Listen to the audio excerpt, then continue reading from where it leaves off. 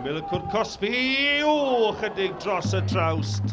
Ergyd da, Jordan Cottrell.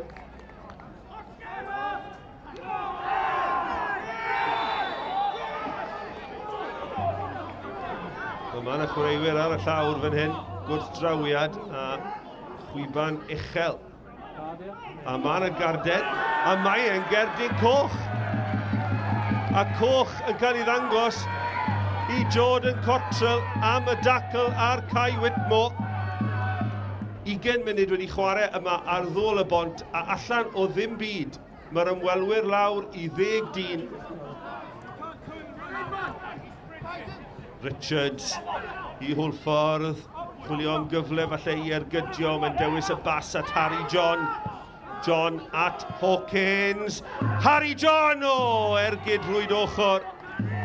Ond cyd chwarae da gan Hwlffordd lawr y dde a'r cyfuniad o Harry John a Dan Hawkins yn creu y cyfle. McLagan, mae Hulbert yn unig sy'n yn y canol. Hulbert yn disgwyl. Peniad holl bwysig fan'na, ond Keenan Patton sy'n casglu. Patton i'r llaw, reit o dan drwy'n Bryn Markham Jones. Mae Patton am gic o'r smotin, dim yn cael ei dyfarnu. Taylor Crosdale at Wilson. Cyfle i Whitmore i groesi, dyma Hawkins.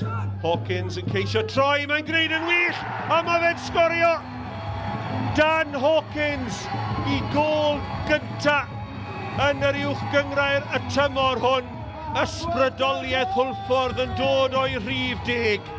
Wilson i daflu'r bêl yn hir, mae'n un dda.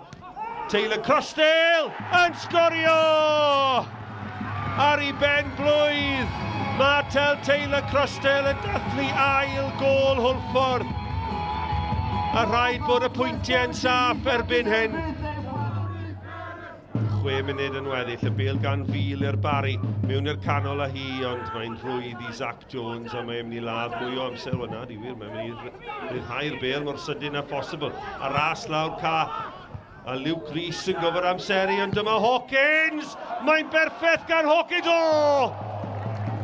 Ryfeddol, y gymeradwyaeth i amddiffynwr y Barri.